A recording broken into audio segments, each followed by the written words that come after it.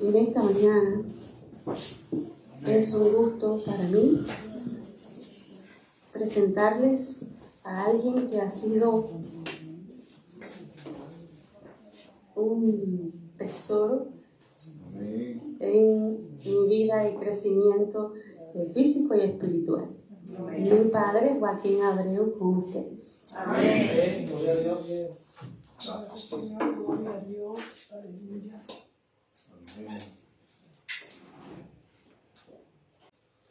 Bueno, como predicador de esta mañana, yo también quiero decir, alabado sea el nombre del Señor. Amén. Por ciertas circunstancias que no son del caso de explicar ahora, pues vamos a posponer los estudios sobre las profecías para el año nuevo, para enero. Y hoy vamos a predicar. Y el objetivo principal del sermón que vamos a exponer es el de demostrar ciertas evidencias bíblicas con relación al tema que vamos a presentar y también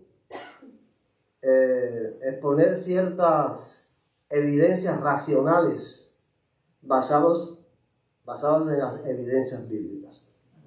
Esa es la intención y esperamos que la bendición de Dios nos acompañe, nos ayude, porque he dicho en otras ocasiones y siempre lo repetiré, que el culto se divide, como si dijéramos, en dos partes y una no es más importante que la otra. Las dos son importantes. La primera tiene que ver con los asuntos emocionales. Ustedes saben que tenemos dos naturalezas, la emocional y la intelectual. Y ambas naturalezas necesitan alimento espiritual. Entonces la esfera emocional se alimenta con los signos, con las oraciones, con los testimonios, con esto que nos hace arder en nuestro corazón en alabanza. Pero si nos vamos con eso nada más, nos vamos incompletos. También la esfera intelectual necesita alimento. Amén. Y este alimento no es emotivo, no es emocional, es de aprendizaje y esto lo suple el sermón. Siempre el sermón debe suplir esto. Amén. Cuando un sermón trata de nada más emocional, pues de igual manera vamos faltándonos algo. La intención del predicador nunca debe ser emocional o lograr amenes, porque necesita la congregación el alimento del intelecto, de los conocimientos. Es importante, ¿por qué? Porque de los conocimientos de la esfera intelectual surgen y se dan las convicciones y los principios. Y eso es tan necesario como tener relación con el Espíritu Santo para la vida cristiana. Dicho esto, vamos a pasar a leer el texto que hemos tomado como base para el asunto, el tema que vamos a traer. Se encuentra en el libro de Deuteronomio, el capítulo 30, el versículo 19.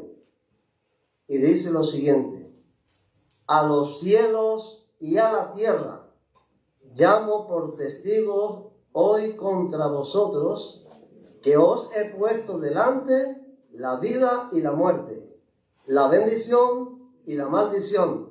Escoge pues la vida para que vivas tú y tu descendencia. Amén. Dios bendiga su palabra. Amén. El título que hemos escogido para predicar sobre este tema es el siguiente. Una pregunta que dice: ¿voluntad o responsabilidad? Hace muchos años leí un libro interesante que se titula Cuando lo que Dios hace no tiene sentido. En este libro el pastor trataba de explicar las razones que pudiera haber en Dios para ciertas cosas que le pasan a las personas. Yo recuerdo que puso el ejemplo de un pastor, de estos pastores evangélicos que creen en los milagros, que creen en las obras de sanidad divina, que en medio del apogeo de su obra pastoral, con una iglesia muy numerosa, se le presentó un serio problema con su hijita de 12 años, a la cual le detectaron un cáncer en una rodilla. E inmediatamente, y obviamente, el pastor lo primero que hizo fue poner a toda la congregación en oración y ponerse él mismo en humillación delante de Dios y en oración para que Dios hiciera el milagro, porque era de estos pastores que creen en los milagros. Y bueno, oraron y la niña fue sometida a todos los exámenes médicos, a las pruebas, a todos los análisis, a todas las cosas. Pasó tiempo en eso y siempre estuvieron orando, se juntaron otras congregaciones para orar por la niña con el fin de que Dios hiciera el milagro y se curara. Y entonces llegó el día final del examen final de los médicos para determinar qué iban a hacer, porque le habían recomendado ya, después de todos los análisis y de todas las cosas, que la única solución que tenía la niña era la amputación. Había que amputarle la pierna. Y cuando la niña fue a entrar para que los médicos le hicieran el último examen, él le dijo: hija, confía que Dios te va a librar y no tienes que amputarte. Entró para allá con los médicos, ellos se quedaron afuera, los padres y otros hermanos que le acompañaban, y fue pasando el tiempo de espera, y más tiempo, y cuando salió el cirujano con la mascarilla puesta, quitándose la mascarilla, le dijo al pastor y a los que estaban allí: hubo que amputarla. Él se salió de allí como loco. Y corriendo fue a parar ya medio desequilibrado a la morgue del hospital, y se sentó ahí arriba de una caja, un ataúd que había destruido, destrozado, preguntándole a Dios por qué, si él había tenido fe, si él creía en los milagros, por qué había pasado aquello. Llegó el momento en que abandonó la obra pastoral en aquel suplicio, y pasaron meses y meses. Un día estaba sentado en un restaurante comiendo con alguien y llegó una persona y le dijo: pastor, el problema de su hija ocasionó un avivamiento en mi iglesia. Y entonces él le dio un tirón al hombre y le dijo: entonces mi hija tiene que perder la otra pierna para que haya otro avivamiento. Llegó el momento en que este hombre se colmó de tristeza, de duda, de rebeldía. Llegó al tope. Hasta que, llegando a ese límite, un día cayó de rodillas y dijo: yo voy a dejar a Dios que sea Dios, y no tratar de entender por qué pasan las cosas. Y entonces así fue que pudo rectificar. Cuando llegó a humillarse y decir: Dios es Dios, y Él solo sabe por qué pasan las cosas, y yo no tengo que saberlo. Ahora, ¿por qué este hombre, el autor del libro, James Dobson, escribe este libro titulado así? Cuando lo que Dios hace no tiene sentido. Porque tenemos el serio problema de que queremos hallarle a cada una de las cosas que nos pasan la idea o la explicación de que Dios está en el asunto. Según creemos, su voluntad toma parte en todo lo que hacemos y en cada minuto y en cada segundo de nuestra vida. Eso es lo que creemos. Y entonces, como eso es lo que creemos, pues cuando pasan cosas que no tienen sentido, nos sentimos como el pastor del caso. Pero vale entonces hacer estas dos preguntas que quiero hacerle. Todo lo que nos ocurre en la vida está en el cuarto oscuro de la voluntad de Dios para nosotros. O esta otra. O tenemos una libertad responsable y lo que nos ocurre en la vida, la mayoría de las veces, tiene que ver con esa libertad responsable.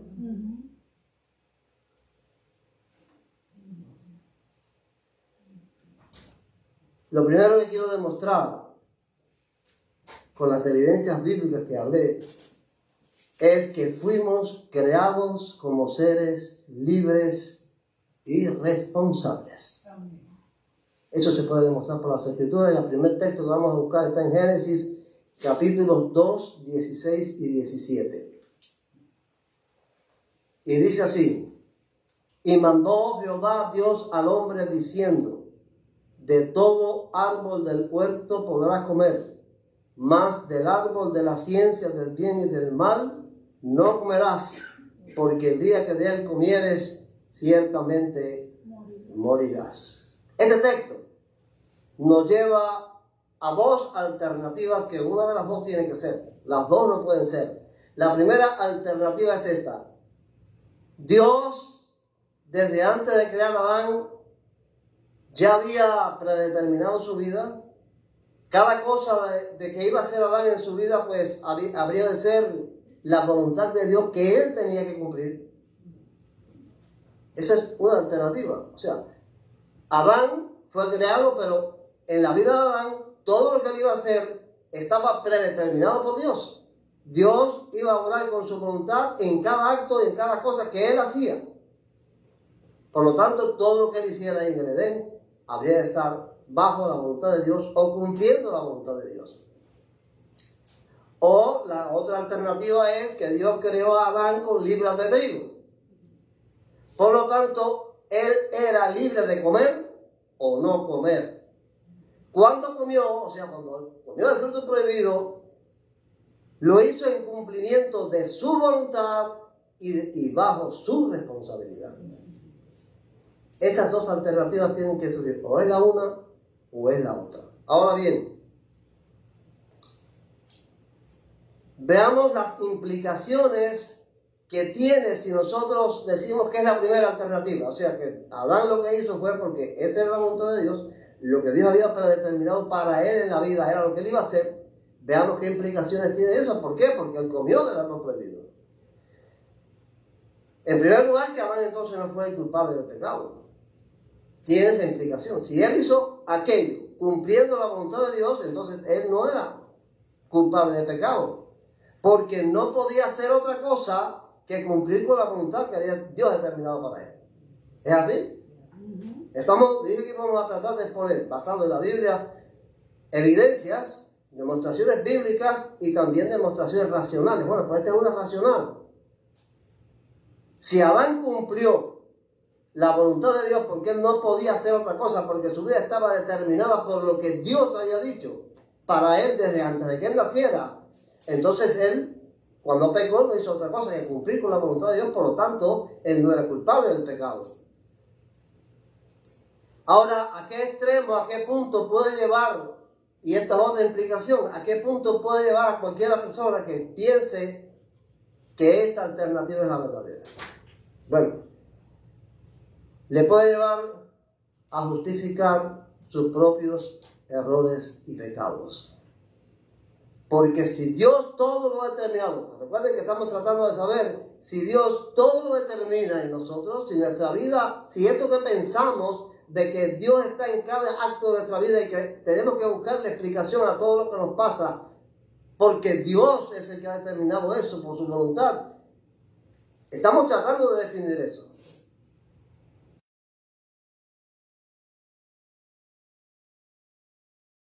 De manera, entonces, podemos justificar, como otros lo han hecho, nuestros errores o nuestros pecados, porque esa es la voluntad de Dios. No podemos escapar de eso.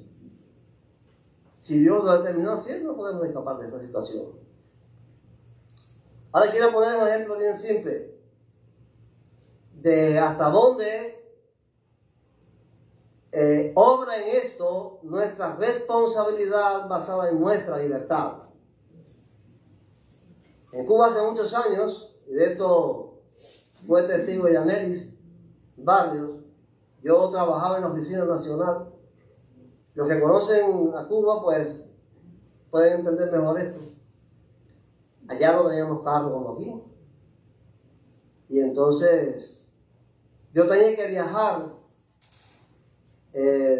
una vez a la semana a un lugar que le dicen la Playa de Baracoa, donde estaba el seminario, yo daba clases allí, era profesor allí, y tenía que viajar una vez a la semana a dar mis clases en el seminario. También trabajaba en la Oficina Nacional, que estaba en otro lugar llamado La Lisa, y iba 2 veces en semana a La Lisa a trabajar, a veces más de 2 veces. Ahora, esos viajes yo los daba en bicicleta. Del lugar donde vivía, que se llama Pejucal, al seminario había alrededor de 44 kilómetros. No sé en millas cuánto puedo hacer. 44 kilómetros. Y de Pejucal a La Lisa hay como 16 kilómetros. Esos viajes los daba semanalmente yo montado en bicicleta, aparte de los viajes en bicicleta que tenía que dar dentro del pueblo y a otras cosas. Yo pasaba buena parte de mi vida montado en bicicleta con más de 50 años de edad. Uno de esos días que llegué a La Lisa a trabajar, estaba un hermano allí que es doctor en medicina en la puerta y me dijo así: Joaquín, usted no tiene edad para estar montado en bicicleta, se va a enfermar de la próstata. Entonces, ¿qué pasó? Ya cuando yo vine para acá, para los Estados Unidos, venía enfermo de la próstata. Aquí pasé un año por lo menos terrible, con miedo a operarme. El médico, el cirujano aquí me recomendaba la operación, pero que yo decidía, y yo esperando los medicamentos que me mandaban para que me hicieran efecto, pasé un año horrible. Podía haber yo pensado, si hubiera tenido el concepto de que la voluntad de Dios obra en todas mis cosas, que aquello era una prueba, como oigo a otros que dicen: no, esto tiene que ser una prueba de Dios. Esto que me está pasando tiene que ser algo que Dios me está probando. Esto es un sufrimiento, esto es algo que estoy sufriendo porque Dios está probándome en algo. Yo no he pensado así. Y sabía que lo que me estaba pasando era mi responsabilidad, o no mi responsabilidad, era mi irresponsabilidad por no haberle hecho caso a un médico que me dijo que me iba a enfermar de la próstata si yo seguía montando bicicleta, y yo seguía montando bicicleta. Entonces, en ese sencillo ejemplo, en esa experiencia personal, yo puedo decirles: miremos hacia atrás de nuestra vida, cuando nos pasan cosas, para poder dilucidar si realmente Dios está en el asunto o es nuestra responsabilidad, como esa de estar enfermo en tantas cosas más. Porque una vez, conversando con un hermano sobre este asunto, debatiendo, casi que discutiendo con un hermano sobre este asunto, yo le dije a él lo siguiente: si de algo yo estoy seguro, estoy plenamente convencido que no es la predeterminación de Dios para mi vida, son mis pecados.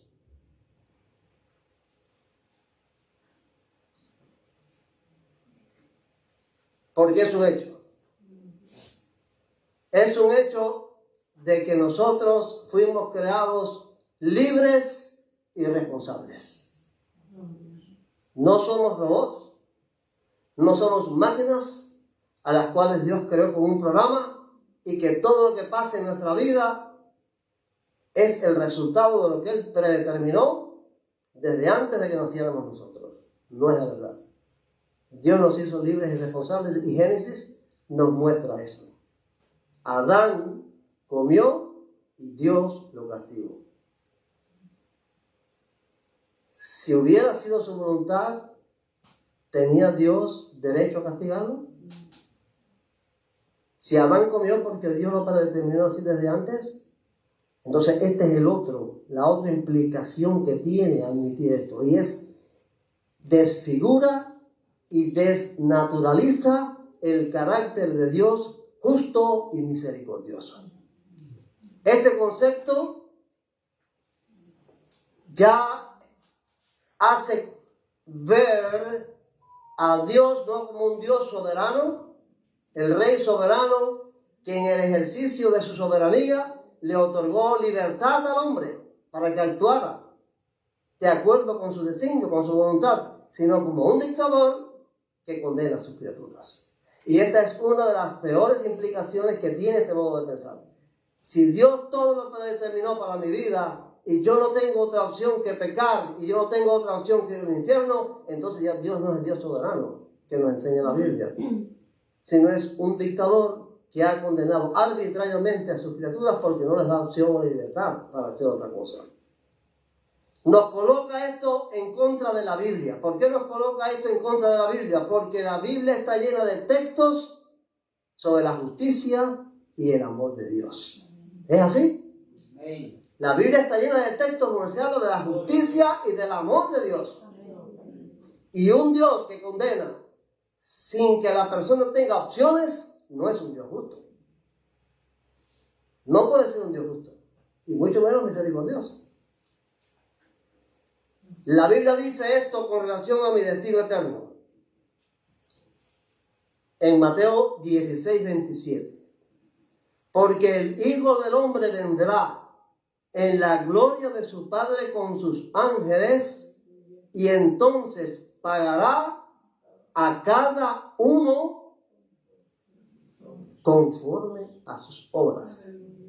Y en Apocalipsis 22:12 dice, 22:12, he aquí que yo vengo pronto, y mi galardón conmigo para recompensar a cada uno según sea su obra. En este juicio que me espera, yo tengo la plena confianza en la justicia y en el amor del Dios soberano. Yo tengo esa plena confianza de que ese juicio que me espera lo va a realizar un Dios justo y un Dios misericordioso. Pero ¿qué tal si yo he pecado porque Él así lo predeterminó? ¿Qué tal que yo lo he hecho sin que yo lo sepa? Y que no tengo otra alternativa que hacerlo porque ya Él lo predeterminó para mi vida. ¿Qué tal? ¿Puedo tener confianza en que el juicio sobre mi vida va a ser justo? ¿Va a ser misericordioso si ya Dios determinó que yo voy a ser condenado? ¿Ven cuántas implicaciones tiene esto? ¿Cuál es el título? Voluntad o responsabilidad. ¿Es voluntad divina o es responsabilidad humana? En eso debiéramos investigar de las cosas que nos pasan o de las cosas que hacemos.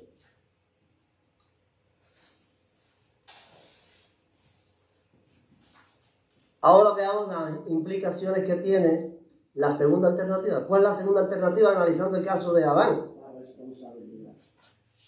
Que él actuó libremente y actuó responsablemente porque era libre, tenía libre albedrío. Y la tragedia que se derivó de esto no tiene su origen en la voluntad de Dios. ¿Puede pensar uno eso?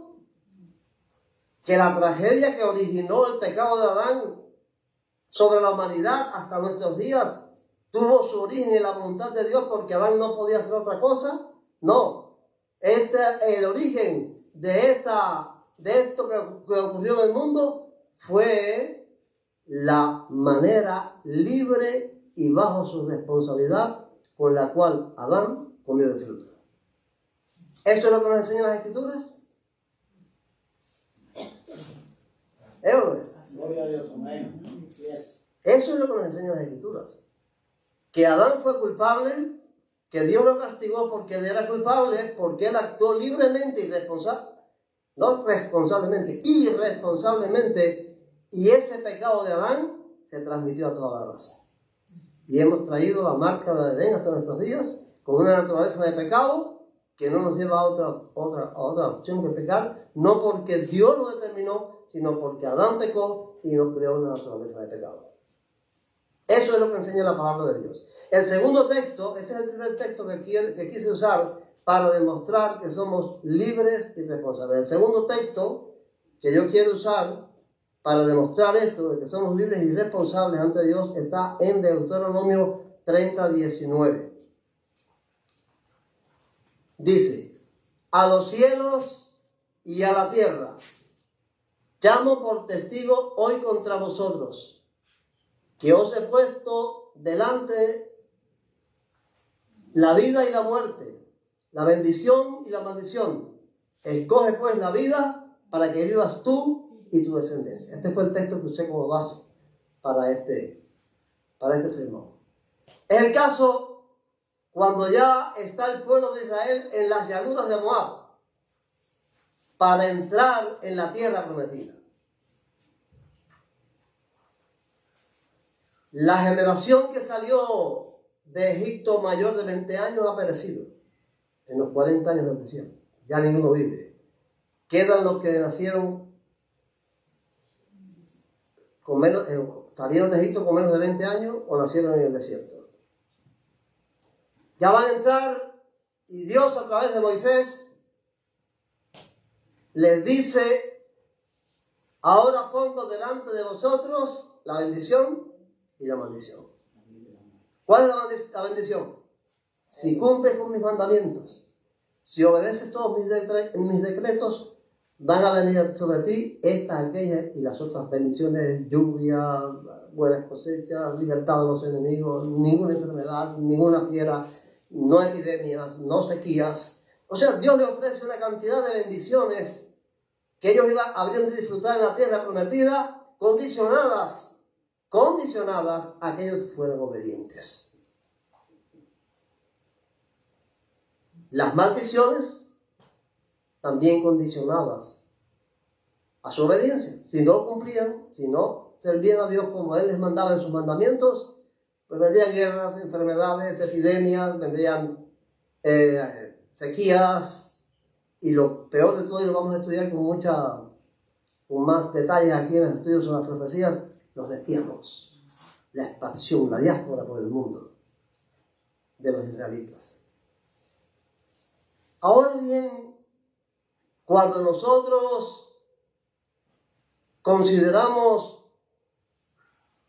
estas palabras y este desafío, podríamos decir, de Dios al pueblo, nos encontramos que todo eso sería un cuento, que todo eso es una obra de teatro, si ya estaba predeterminado por Dios desde antes de que existiera Israel, de que ellos pecaran. Si ya desde antes estaba predeterminado, si la voluntad de Dios era que Israel pecara, que cada israelita de aquellos estuviera sometido a su voluntad pecaminosa, si ya Dios, porque eso fue lo que pasó. Realmente lo que pasó fue que Israel pecó. Lo que ocurrió en la historia real es que ese pueblo se desvió y ha sufrido hasta hoy mismo, estas cosas de Gaza, todas estas que están pasando, estas guerras, todos estos problemas son el resultado del pecado.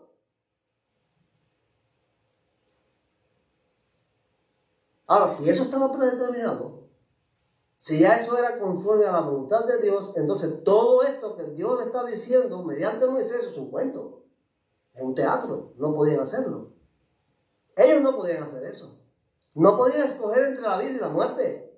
No podían decidir por sí mismos si cumplir con Dios o no cumplir, porque ya Dios había determinado que no cumplieran. ¿Ven qué implicaciones tiene eso? Eso no es un cuento. Eso no es un teatro. Fue que Dios los puso a escoger entre la vida y la muerte y ellos eran libres, ellos eran responsables para tomar la decisión. Gloria a Dios. Ya el tercer texto que quiero usar para esta demostración, lo quiero hacer comparando dos textos. Uno del Antiguo Testamento y otro del Nuevo Testamento. El del Nuevo Testamento es también Deuteronomio 11:26, que dice: he aquí, yo pongo hoy delante de vosotros la bendición y la maldición. Y el del Nuevo, lo comparo con este, es Marcos 16:15 y 16, que dice: y les dijo: id por todo el mundo y predicad el evangelio a toda criatura. El que creyere y fuere bautizado será salvo, mas el que no creyere será condenado. Y estos dos textos contienen el mismo mensaje, aunque en otras circunstancias, aunque a otra gente, en otra época, para otras cosas, contienen el mismo mensaje de Dios basado en la libertad del hombre y en su responsabilidad ante él. Allá, en las llanuras de Moab, entrando en la tierra prometida, el mensaje está dirigido a Israel. Yo pongo delante de vosotros, ¿qué cosa? La vida, la muerte, la bendición o la maldición. Acá, los discípulos van a salir a predicarle al mundo. Es la gran comisión. Dios les manda a predicar al mundo. ¿Cuál es el mensaje que llevan los discípulos al mundo? El mismo, el de la alternativa, de creer o no creer. Allá se jugaba la bendición de una vida cómoda y feliz en una tierra. En el mensaje que traen los discípulos y en la alternativa de creer o no creer se juega algo todavía más grande, que es la eternidad. Sí, la salvación, pero está bien la salvación, pero quiero decir la eternidad. ¿Saben por qué? Porque la eternidad es de todos. Todos van para la eternidad.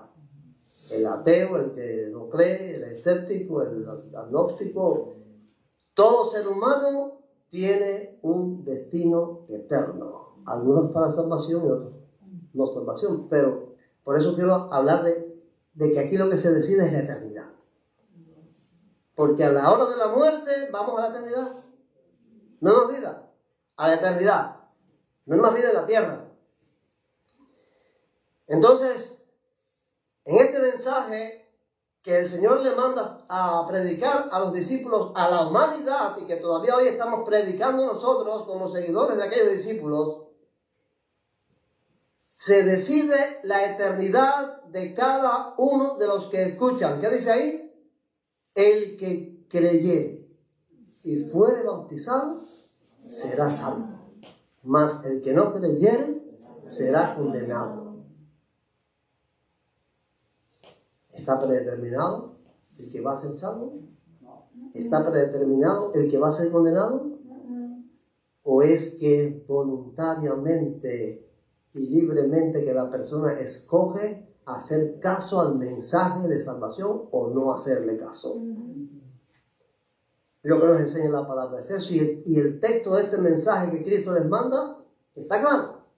Hay quien va a creer y va a ser salvo, y hay quien no quiere creer y va a ser condenado, pero por una libre elección y por su responsabilidad ante Dios.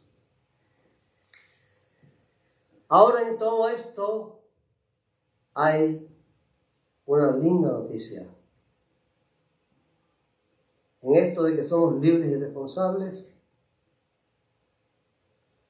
es que no existe en que tenemos un destino, como si dijéramos un fatalismo, que no entendemos, oscuro en nuestras mentes. No existe ese fatalismo.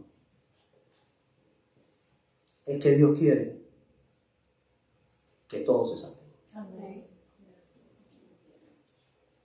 Él no ha determinado que se pierdan unos y se salven otros. Es que Dios, lo que dice la palabra, es que quiere que todos se salven.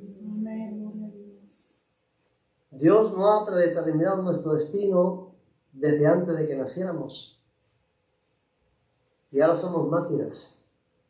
que no estamos cumpliendo más que un rol, un destino, una predestinación, ya desde antes de que existiera el mundo. No.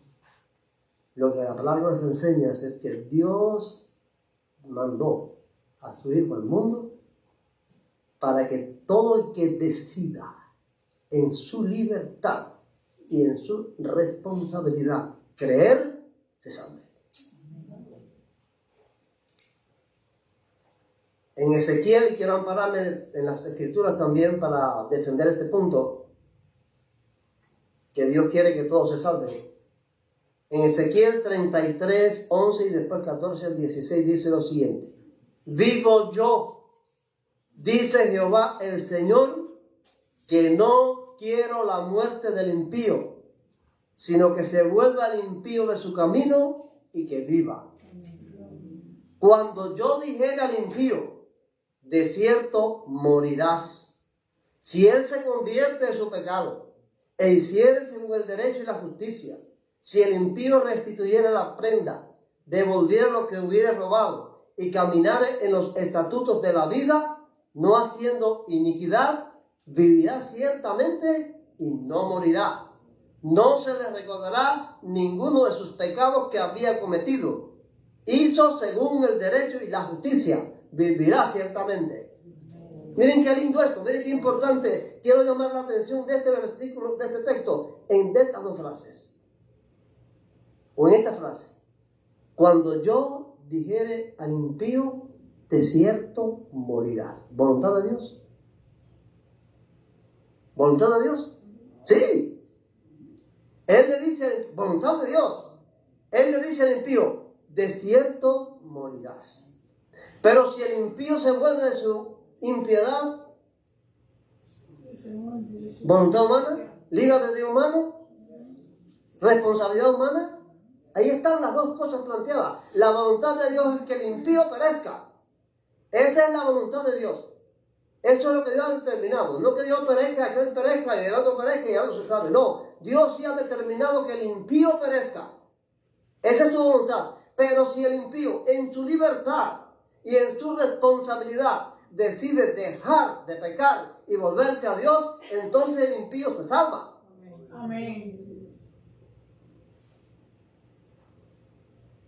No es que aun cuando quiera salvar, si quiera volverse atrás, ya Dios determinó que se va a perder y salvar. No. Dios determina que el impío sí va a la condenación. Su voluntad está determinada así. Pero hay una libertad del hombre. Y hay una responsabilidad en el hombre. En el impío, si él se vuelve, si él cambia, si él deja de pecar y busca a Dios, la voluntad de Dios, entonces es que se salve. El otro texto que quiero usar para demostrar que Dios quiere que todos se salven y que depende del libre albedrío y la responsabilidad humana es en 2 de Pedro 3:9.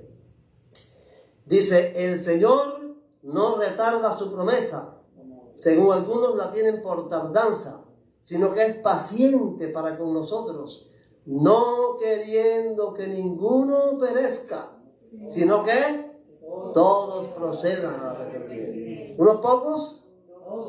¿Los predestinados? ¿O todos procedan al arrepentimiento? Y yo quiero hacer una pregunta. Basados en este texto, ¿cómo podemos medir la paciencia del Señor? Dice aquí que Pedro dice por su paciencia.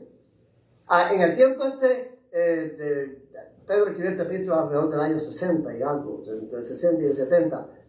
En la era cristiana todavía, en el primer siglo. Ya en este tiempo los cristianos estaban impacientes. Y dice, el Señor se tarda, no viene, porque el Señor dijo, yo vengo. Pues cuando él se fue, él dijo, yo vuelvo otra vez a buscarlos. Y ellos esperaban que en la vida, Pablo era lo que esperaba eso, que en su propia vida el Señor volvía. Y ya estaban impacientes porque habían pasado ya un montón de años y no venía el Señor a buscarlos. Y por eso Pedro escribe esto. Y dice que no es que tarda su promesa, sino que es paciente.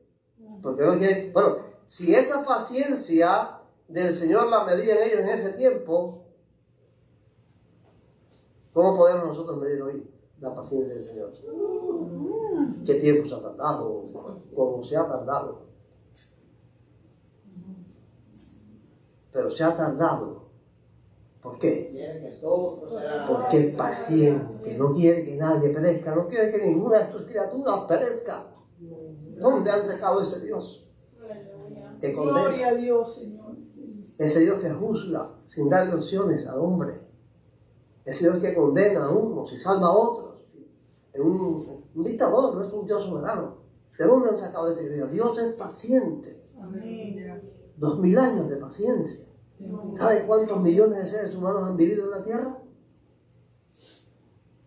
Y Dios esperando que ninguno perezca, sino que todos procedan al arrepentimiento. Porque Él quiere Gloria a Dios, que aleluya. todos se salven. Sí, Señor. Gloria a Dios. Y el último texto que quiero usar para demostrar que Dios quiere que todos se salven está en 1 Timoteo 3, 2, 3 al 6. 1 Timoteo 2, 3 al 6 dice: porque esto es bueno y agradable delante de Dios nuestro Salvador. 2 de 3 al 6. Sí, 1 Timoteo 2, 3 al 6. Porque esto es bueno y agradable delante de Dios nuestro Salvador, el cual quiere que todos los hombres sean salvos y vengan al conocimiento de la verdad. Porque hay un solo Dios y un solo mediador entre Dios y los hombres, Jesucristo, hombre, el cual se dio a sí mismo en rescate por todos, de lo cual se dio testimonio a su debido tiempo. Amén. Gloria a Dios. No hay destino fatalista sobre nosotros de una voluntad. Quiero leerles esto porque es la conclusión del sermón. No hay destino fatalista sobre nosotros de una voluntad divina inapelable. Somos seres libres y responsables que tenemos la libertad de escoger aquello que Dios nos ofrece y Él quiere que todos lo aceptemos. Amén. Gloria a Dios. Repitamos. Porque de tal manera amó Dios al mundo que ha dado a su Hijo unigénito, para que todo aquel que en Él cree no se pierda, mas tenga vida eterna. Aleluya. Dios le bendiga. Gloria a Dios. Gracias, Señor. Nos ponemos de pie para cantar. Gracias, Dios el Padre celestial, al Hijo nuestro Redentor, al eternal Consolador, unidos todos a alabar. Amén. El predicador nos pide. Que el amor de Dios, la gracia y la paz de nuestro Señor y Salvador Jesucristo, la compañía y comunión del Espíritu Santo, el Consolador, sean con todos sus hijos, ahora y para siempre. Amén. Dios les bendiga y tengan un Gracias, Señor. feliz sábado.